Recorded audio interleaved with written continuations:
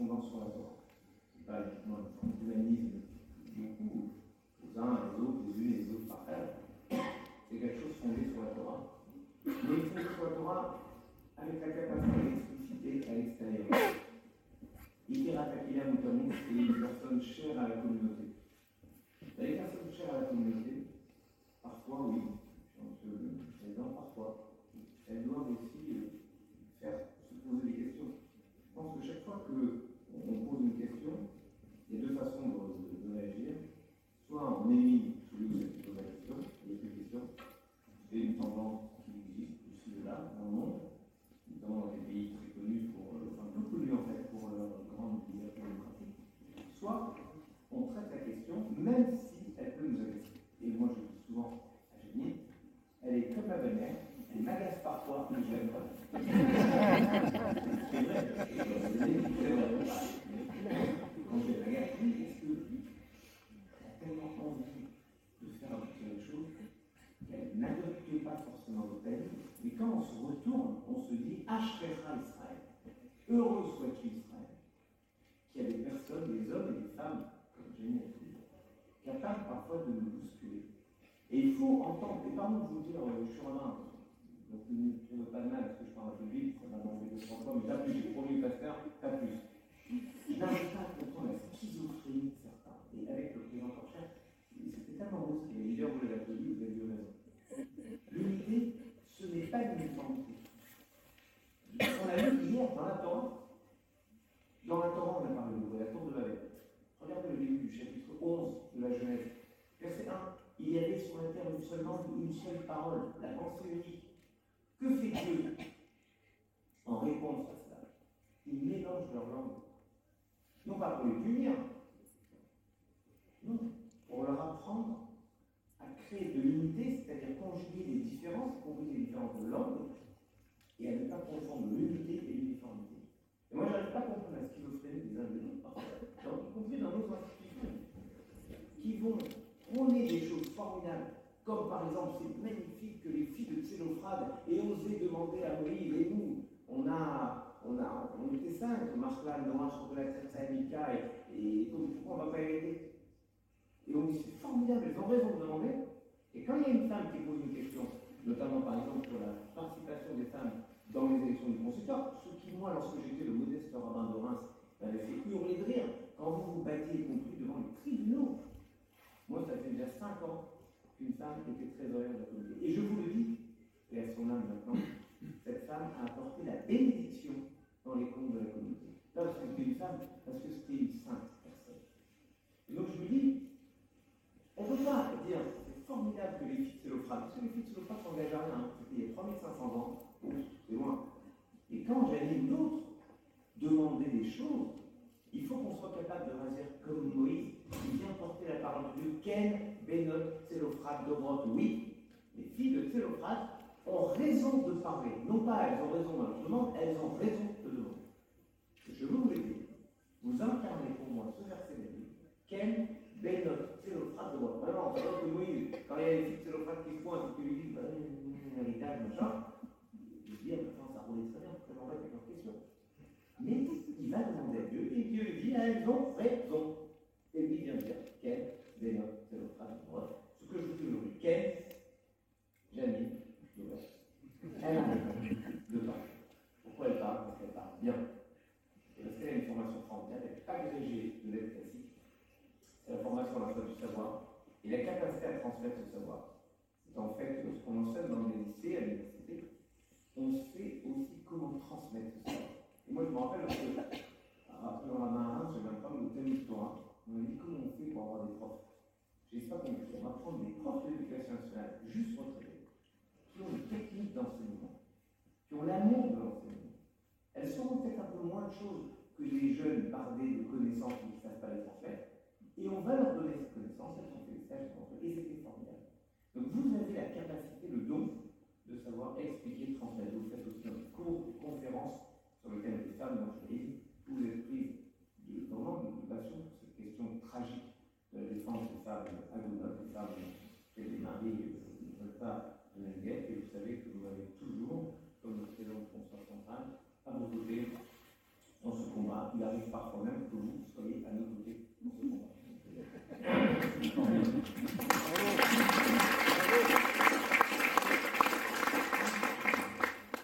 Nous, c'est en différence. J'ai des méthodes encore plus de flibustier que vous, parfois.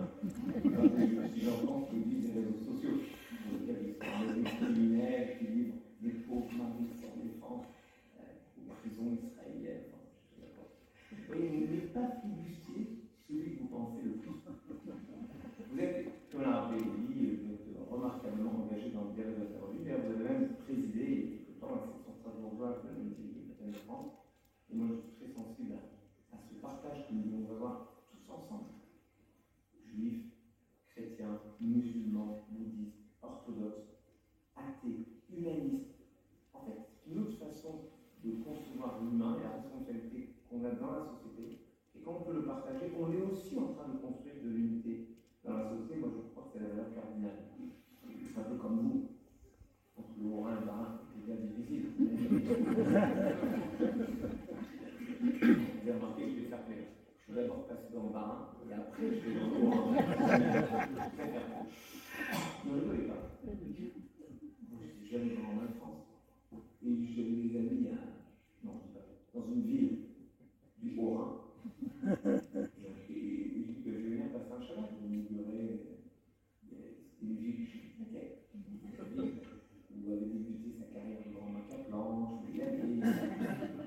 Capitaine très connu qui a fait une belle colonel dans les Françaises, je vais faire bien un peu ce petit le général costume a été là-bas aussi. Et donc, je vais passer un Shabbat. Et on m'a fait comprendre qu'il était indécent de passer d'abord un Shabbat à minuit avant de passer un Shabbat à Thomas. Surtout, d'autres m'ont fait comprendre que passer un Shabbat dans le Haut-Rhin avant de venir dans le Bas-Rhin, ça est très grave. Donc, vous me déposez des samedis pour vous respecter l'ordonnement, c'est apprécier les choses. Et franchement, quand je suis passé le Shabbat à Verdun, personne ne m'embêtait. Quand j'ai occupé Palographe, il y a eu beaucoup de gens de France qui ont passé un Shabbat à Verdun. Et là, personne ne m'embêtait. En tout cas, vous avez œuvré, moi j'aime cette idée qu'on doit parler à chacun et chacune dans la société. Et vous le faites avec cette voix singulière et régulière qui est la vôtre, notamment dans l'actualité juive, avec ce qui me touche beaucoup, une forme de poésie dans cette chronique biblique, qui est à la fois historique et en même temps, je ne vais pas romancer, mais en tout cas, qui touche à une autre façon de dire les choses. Et vous avez souvent des mots qui nous touchent. Vous avez écrit des livres, celui dont je parlais tout à l'heure, qui était assez émouvant, 3 fois dans le siècle, cette famille finalement ascendante que vous racontez, qui me permet de dire à quel point vous êtes attaché à votre famille, surtout à côté de nous, toujours cette phrase que je déteste. On en a parlé 20 fois. Et il y a des tests avec vraiment bon sens. C'est cette phrase pourrie. Derrière chaque grand homme, il y a une grande femme qui en a fait juste là pour tenir son jeu. C'est tout. Le mari est formidable et la femme est formidable. Alors là, je vais se mettre là, il est légèrement derrière, comme on peut dire, derrière une grande dame, il y a un grand homme. Et en fait, c'est le seul qui est petit bois dans la salle. Je suis très content. Comme si la place des femmes n'était que derrière le grand homme. Mais ne parlons plus du grand homme comme ça, une personne digne, une grande personne, une personne qui illumine la société, ce que vous faites. C'est ce que vous avez fait en tant que prof, à sa façon. C'est une question essentielle. Strasbourg est l'un des rares endroits en France où les études juives sont aussi au niveau universitaire et vous les contrôlez de manière très forte, mais il faut aussi que vous avez transmis ça à vos enfants, et je fais l'inverse de président. De vous saluer tous, sans souci du protocole, vous me pardonnerez cette absence de solennité, de vous saluer simplement et chaleureusement, et de vous remercier du fond du cœur d'être présents, si nombreux et si divers, autour de moi, dans cette circonstance exceptionnelle. Merci tout d'abord à Jean-Christophe Morer, à Nicolas Matt et à Philippe Richter qui ont accepté d'héberger dans ce lieu prestigieux cette cérémonie. Merci, Monsieur le Grand Rabbin de France, de votre présence ici, de vos mots si chaleureux et si pleins d'humour qui me vont droit au cœur. Merci, Monsieur le Président du Consistoire de France, d'avoir tenu vous aussi à m'honorer et être à mes côtés aujourd'hui. Merci, Rosine, de tes propos si amicaux. Merci à Joël, que j'aurais voulu voir près de moi pour ce message vibrant d'amitié. Une circonstance exceptionnelle, incontestablement. Tout d'abord, en raison du caractère exceptionnel pour moi de cette cérémonie, mais aussi et surtout en raison de la nature et de la nouveauté du titre qui m'est décerné. Depuis le haut Moyen-Âge, les responsables des communautés ont à leur disposition, pour honorer des hommes dont ils veulent reconnaître l'investissement au service de la collectivité, ont à leur disposition le titre de Rabère.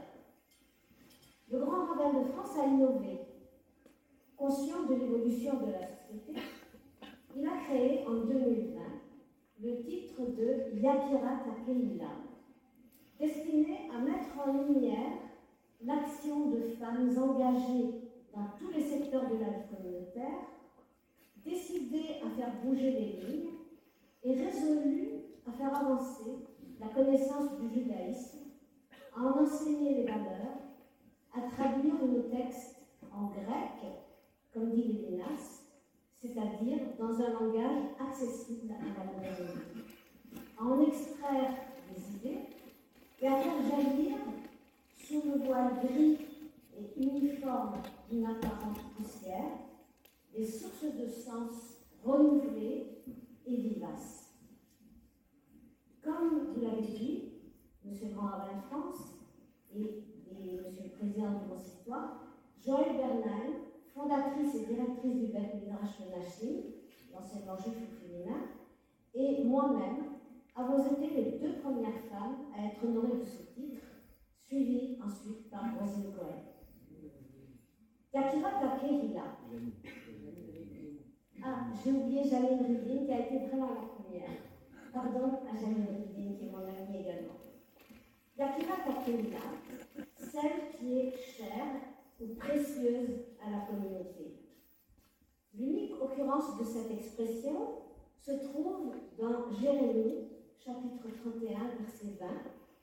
Et c'est ici, dans ce texte, Éphraïm, allégorie d'Israël, qui est qualifié de fils chéri, Ben Yakir Li, dont Dieu veut se souvenir. Oserais-je une rapide et très personnelle exégèse en remarquant que cette appellation pleine de tendresse prolonge l'évocation émouvante et bien connue des sanglots de Rachel qui pleure ses enfants exilés et que Dieu console car, je cite, il y a une espérance pour ceux, j'ajoute celles, qui viendront après elle. Yakira Takeila, précieuse et aimée, mais aussi, et comment en sera-t-il autrement, et vous l'avez dit également, Monsieur le Grand Rabbin, critiquée, contestée. Dès lors, en effet, que l'on assume d'être en désaccord, d'interroger ce qui semble aller de soi, d'entamer le consensus, de créer le débat, on prend le risque évident d'irriter, vous l'avez dit également, d'agacer, de n'être plus aimé, car rien ne fait plus peur que le questionnement et les germes d'inquiétude qu'il libère. Yakira Takeila, me voici donc invitée à prendre à mon tour la parole, et mon discours, puisque discours il y a, puisque discours il faut, sera pour moi, qui pour n'étant pas si loin, l'occasion d'une teshuva, d'un retour, un retour sur moi-même. Un retour qui, aux antipodes d'un exercice nombriliste, ne sera ni une confession, ni un plaidoyer pour de mots, ni une autojustification, mais une interrogation devant vous et face à moi-même sur mes convictions, mes choix et mes combats. Je suis partie intégrante de la communauté et de la civilisation juive. Je suis partie intégrante de la société et de la civilisation française. Et je suis, depuis toujours, en quête de pont, de passerelle entre ces deux modalités d'être, aussi essentielles et non négociables l'une que l'autre. Ouvrir des passages, désenclaver les tours d'ivoire ou de fer, refuges ou prisons, inscrire mes pas dans ceux d'Abraham l'hébreu, d'Abraham le passeur, Ivry c'est le passeur, celui qui ne s'enracine ni dans un lieu, ni dans un credo, celui qui passe des messages de vie, celui qui obéit à la jonction du départ. Va vers toi, dit le texte biblique.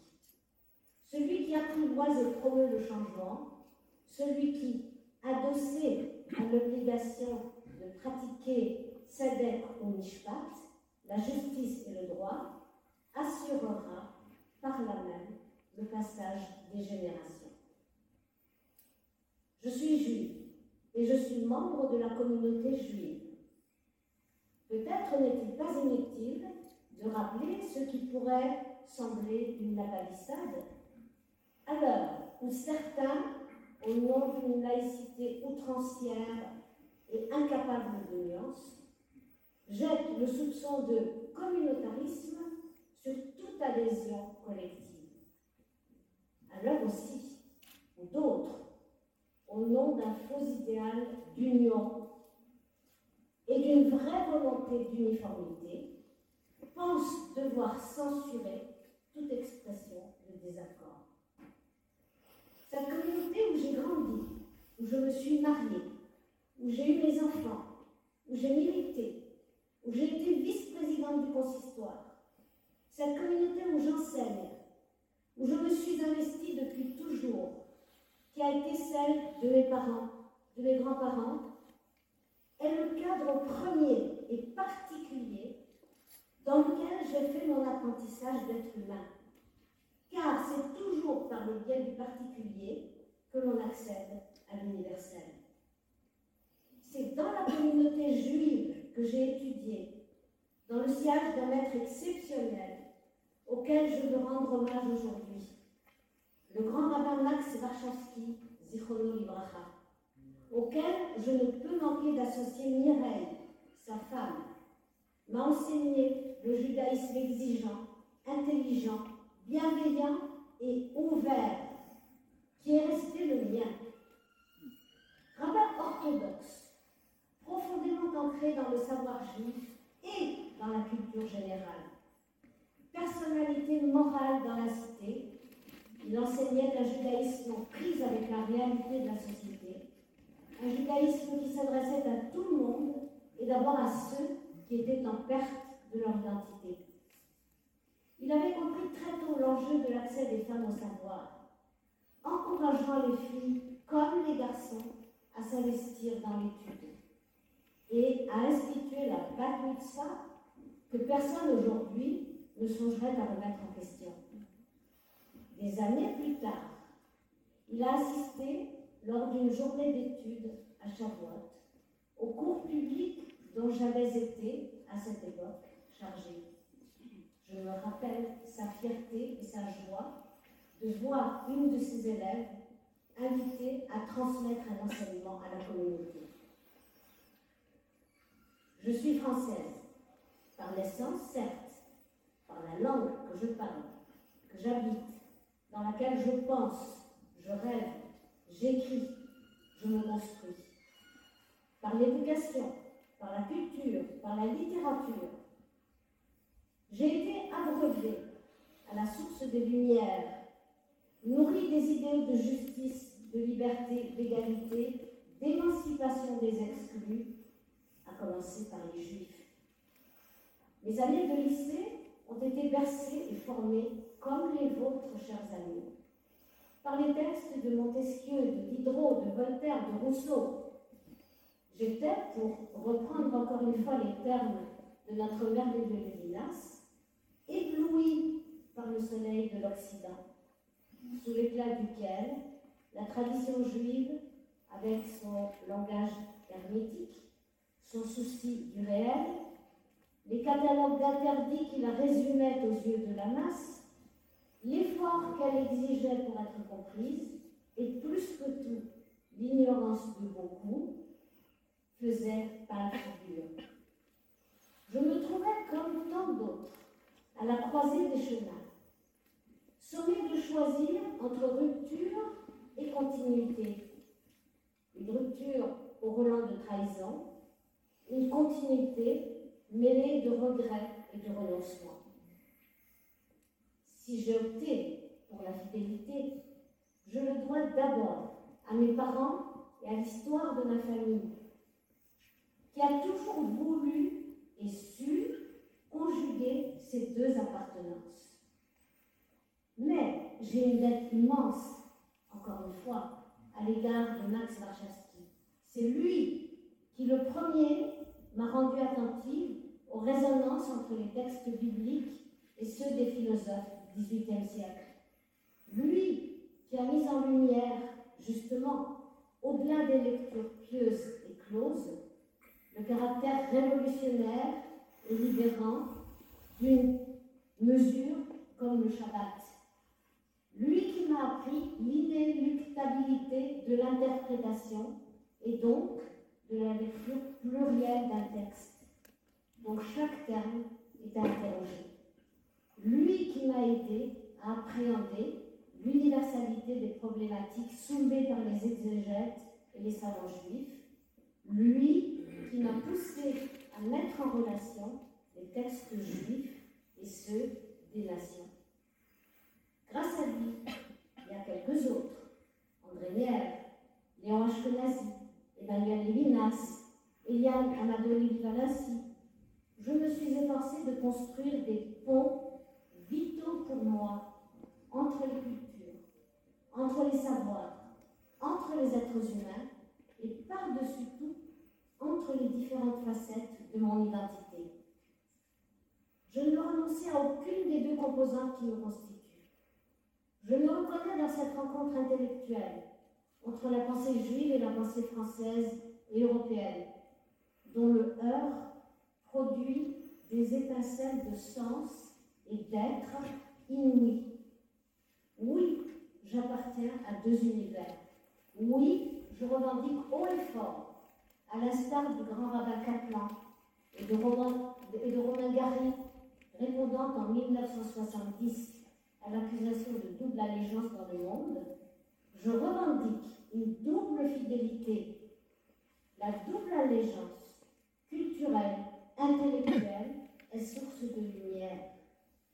Les sociétés repliées sur elles-mêmes, celles qui par crainte, par conformisme, ferment portes et fenêtres et se barricadent dans une identité unique et exclusive, se condamnent au dessèchement et à la sclérose, et à terme à la fuite de ceux de leurs enfants qui continuent secrètement à célébrer la curiosité et le désir de la rencontre.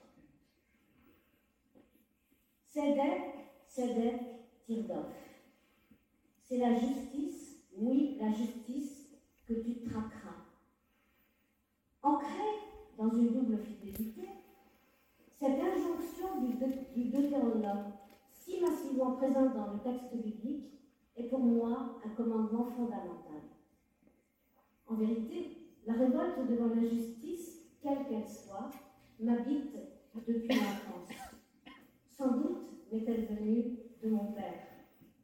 Et cette révolte a pour objet, tout d'abord, l'injustice criante qui régit d'une extrémité de la terre à l'autre, depuis la nuit des temps, et depuis le fin fond de la conscience masculine, les relations entre les hommes et les femmes.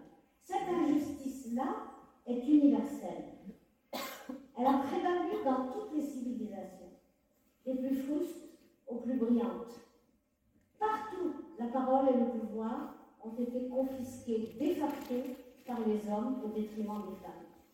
Que ce soit à Athènes, où ces géants de la philosophie que sont Platon et Aristote, on ne le sait pas toujours, ont jeté les fondements de la misogynie ordinaire en vigueur dans le monde occidental jusqu'au XXe siècle. Que ce soit à Rome, où le pouvoir absolu du pater familias a servi de modèle pour les codes de loi modernes. Que ce soit dans l'Occident chrétien, dominé durant des siècles par la pensée d'Aristote, ou en Orient, où l'islam, à son tour, a posé comme un postulat la soumission des femmes. La pensée juive du Moyen-Âge n'a pas échappé à la contamination dans ce domaine. Le relief à cet instant pêle-mêle, comme à vous très certainement, chers amis, les noms de Molière, d'Olympe de Gouges, de Rousseau, de Simone de Beauvoir, d'Elisabeth Badinter, d'Ariane Mnouchkine et de tant d'autres, comme autant de témoins à charge contre la condition faite aux femmes dans l'Occident des 4 derniers siècles. Me reviennent aussi, en contrepoint, les noms de ces héroïnes bibliques ou talmudiques qui constituent le socle solide et réconfortant de la lutte contre l'injustice masculine. Les matriarches, bien sûr, Déborah, juge et prophétesse, mais aussi, moins connues, les filles de Xénophrate, que vous avez évoquées, qui obtiennent en faveur des femmes un amendement de la loi de l'héritage et qui, à en croire l'enseignement du Midrash, mettent en cause la justice masculine, car celle-ci, disent-elles, privilégie les hommes, alors que la justice divine est égale pour tous, hommes et femmes. Je ne m'étendrai pas sur ces femmes d'exception qui, au temps du Talmud comme à l'époque moderne, s'insurgèrent contre l'humiliation dont elles se sentaient les victimes. Mais je ne résisterai pas au plaisir de citer une femme éminente du XIXe siècle, Reina Batia, l'épouse de Rabbi Yehuda Tzvi Berlin, plus connue sous le nom de Latziv, qui se plaint amèrement d'avoir à répondre Amen à la bénédiction chez Lo Hassani Isha, qui ne m'a pas fait peur. Une bénédiction si humiliante à ses yeux, dans laquelle les hommes, tous les matins, remercient Dieu de ne pas les avoir fait femmes. C'est mu par cette revendication de justice que j'ai, en 2006, comme vous l'avez dit, lutté pour obtenir l'éligibilité des femmes au consistoire. Aujourd'hui, personne ne songe plus à remettre en question cet acquis. La présence et l'action des femmes constituent un droit qui va de soi et une avancée dont tous ne doivent que se féliciter. Il reste à espérer que les femmes se saisiront de cette opportunité pour faire entendre leur voix, indispensable et bénéfique à l'organisation et à la gestion de la communauté. C'est aussi le même refus obstiné de la justice qui me commande de dénoncer inlassablement le scandale que constitue la pratique du refus de guette. Je passerai rapidement puisque M. Van en a largement parlé, disant que certains maris, pourtant séparés de leur femme et même parfois divorcés civilement, refusent cependant de lui délivrer l'acte de divorce religieux, sans lequel elles sont dans l'impossibilité de refaire leur vie. D'autres, ou les mêmes, monnaient le guette, exerçant à l'encontre de leur épouse un infâme chantage financier et exploitant le pouvoir exorbitant dont ils pensent être les détenteurs. À ma grande joie, les lignes commencent lentement mais sûrement à bouger ces derniers mois. Des femmes, de plus en plus nombreuses, sortent du silence et de la passivité résignée dont nombre d'entre elles se sentaient prisonnières pour dénoncer publiquement et avec l'aide des médias les abus dont elles sont les victimes. Si l'immobilisme désespérant dans lequel la question du guette semble être engluée est entamée, c'est aussi, et il me plaît de le souligner, grâce à votre investissement, Monsieur le Grand Rabbin de France. Combien de fois vous ai-je appelé pour solliciter votre intervention auprès de Marie récalcitrants et convaincue de leur bon droit? Combien de situations se sont dénouées grâce à vous? Vous avez récemment, dans un communiqué extrêmement important, tenu à informer les couples et le corps rabbinique que le divorce civil, contrairement à la doxa communément et faussement admise, n'était pas un préalable obligatoire pour délivrer le guet, démontant ainsi un alibi couramment utilisé.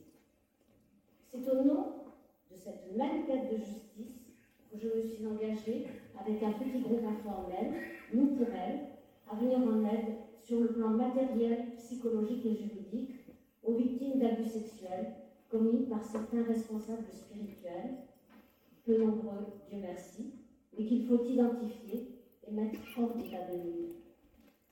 La publication de notre lettre ouverte, qui vous a agacé, Monsieur le Grand Rabbin,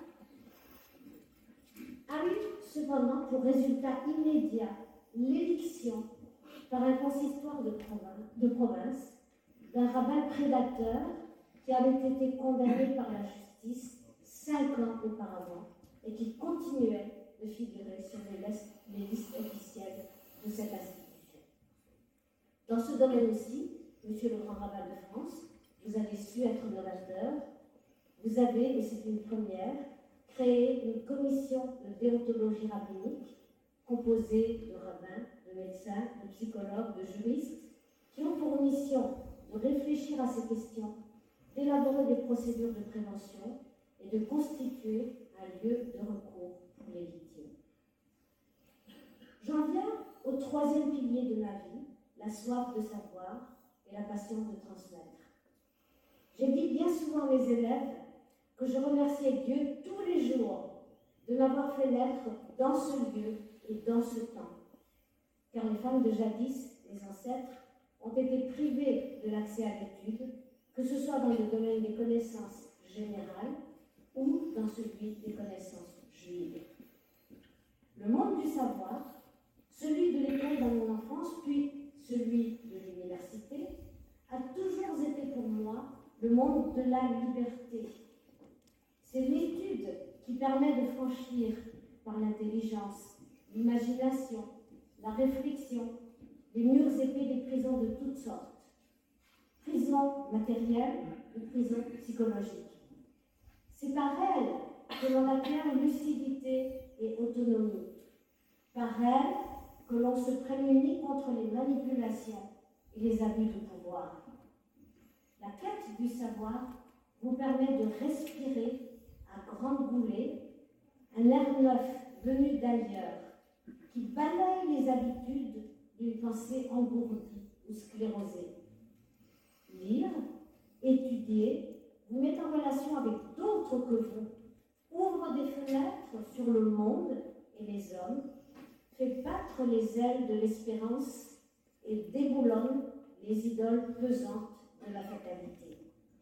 La quête du savoir est depuis toujours pour moi synonyme d'affranchissement, d'épanouissement et de bonheur.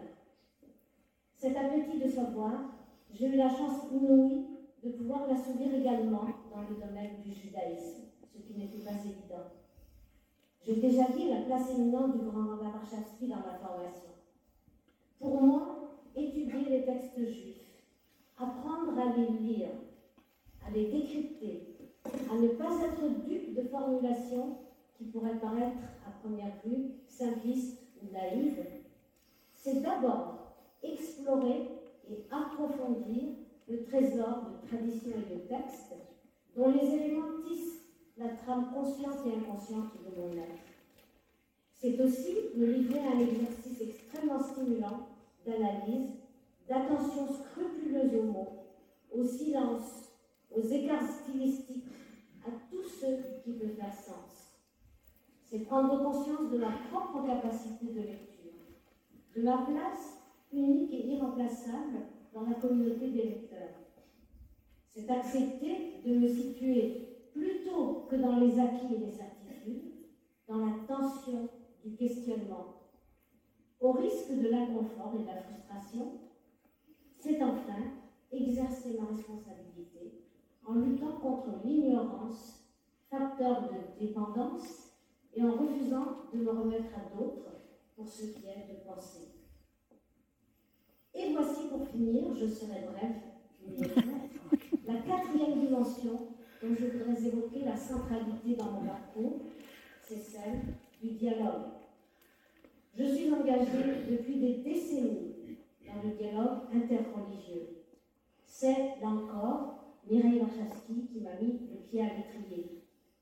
Dans le groupe d'études bibliques interconfessionnelles, que nous appelions familièrement le groupe des franciscains, j'ai appris peu à peu, dans un climat d'écoute et de respect, à dépasser mes craintes, à reconnaître et à identifier les points de contentieux, à exprimer ouvertement et avec confiance les points de vue propres au judaïsme, à parler et à écouter, à tisser des liens amicaux où les désaccords théologiques étaient assumés sans animosité et sans aigreur, et n'entamaient en rien la relation humaine de qualité qui prévalait entre juifs et chrétiens. J'ai fait là des rencontres précieuses qui comptent dans une vie, comme celle du pasteur Bernard Keller, qui me répétait que les protestants étaient proches des juifs parce qu'ils partageaient avec eux un passé de persécution, qui possédait une kippa avec l'inscription Goy, et qui a été nommé membre d'honneur de la communauté de Strasbourg. Plus tard, sur l'insistance du professeur Lazare Landau, dont j'ai plaisir à saluer Judith, sa femme, j'ai accepté de prendre la présidence de l'amitié judéo-chrétienne, que j'occupe toujours et pour laquelle une relève s'avérerait nécessaire. Dialogue interreligieux, mais aussi dialogue intra-communautaire. Comme chacun le sait, plus riche est le tissu associatif d'une collectivité, plus dynamique et vivante est cette dernière. Communauté plurielle, que j'ai créée avec une quinzaine de personnes, dont plusieurs sont ici aujourd'hui, a pour but précisément de promouvoir le pluralisme de la communauté, de favoriser les échanges, les ouvertures, les ponts, de s'intéresser aux questions sociétales et aux inquiétudes qui se lèvent à l'horizon. Il est l'heure à présent de conclure. Je ne suis pas sûre que les idées pour lesquelles je me suis battue aient le vent en poupe aujourd'hui. Justice, liberté, dialogue. Nous devrons, juifs et non-juifs, être vigilants face aux menaces qui se lèvent à l'horizon. Démasquer le vieil antisémitisme sous ses nouveaux habits, car la haine des juifs débouche toujours sur la violence contre tous. Défendre bec et ongle les valeurs de démocratie, de liberté, de laïcité, battues en brèche par la montée des partis extrêmes en Europe et par la propagande des régimes totalitaires.